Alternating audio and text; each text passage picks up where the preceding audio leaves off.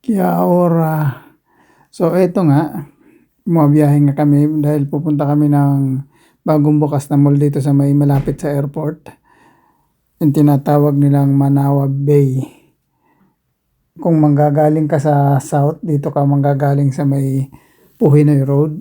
At kung manggagaling ka naman sa west, doon ka dadaan sa may sa may Onihonga.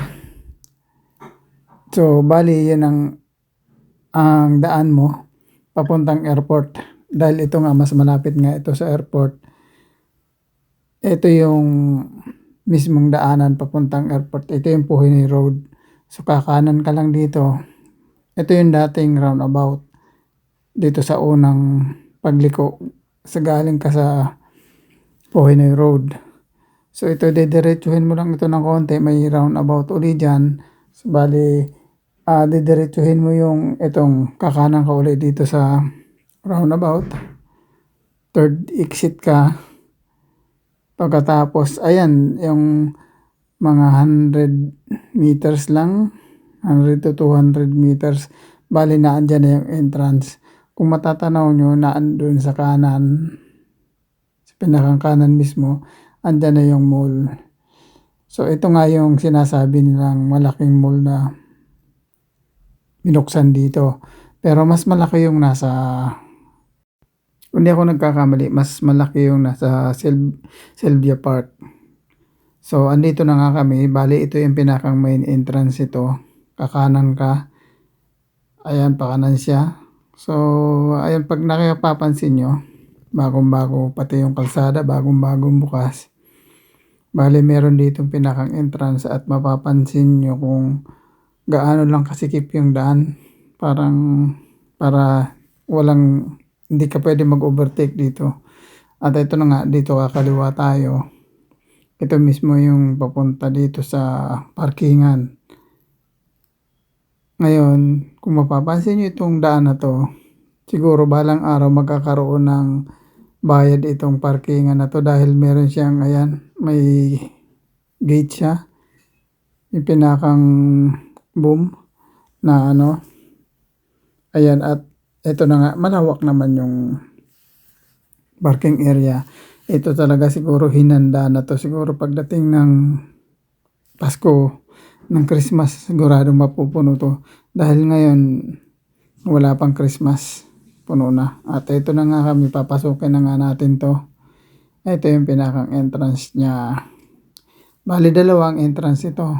Ito yung unang entrance. Doon sa kabila, meron ding entrance. At ito na nga yung sa loob. Tingnan nga natin. Maganda ang design ng pinakang, yung ceiling niya, meron mga konting borloloy.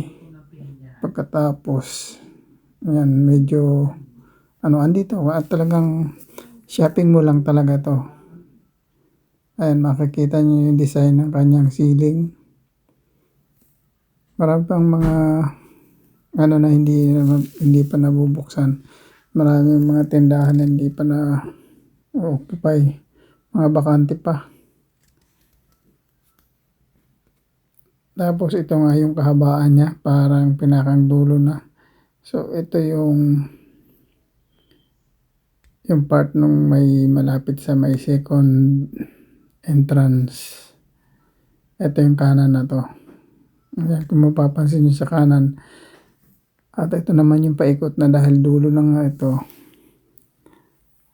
Ang style kasi nito parang siya, paikot yung buong mall. Andito na yung mga bilihan ng mga sapatos, mga damit. At dito naman sa may area na to, ito yung food court. Hanggang doon. Makikita nyo yung kisame na yan.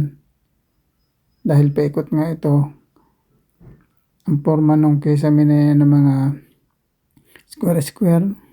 Hanggang doon ang kanyang food court. Medyo malawak din ng konti. Ayan, mahaba rin. Marami rin pagkain pero wala siyang, puro fast foods lang talaga siya. Makikita nyo yung mga lamesa, presentable. At dito nga tayo sa labas habang pwede kang kumain dito sa labas at meron ding mga lamesa. Ngayon napakaganda At meron siyang parang playground ng mga bata, may padulasan. Ang isang lang dito, ang pinakang disadvantage lang dito, hindi ka pwede magtagal ng 4 na oras. So hanggang 3 hours ka lang dahil may nakasulat doon 180 minutes lang. So ayan, maganda. Maganda. At dito na nga tayo sa pinipilahan na tsokolate na to. Ito yung sikat na chocolate. London chocolate daw to, na authentic chocolate. At merong chocolate coffee. Sobrang pinipilahan siya. So ayan, hanggang dito na lang. Hanggang sa susunod. Bye-bye.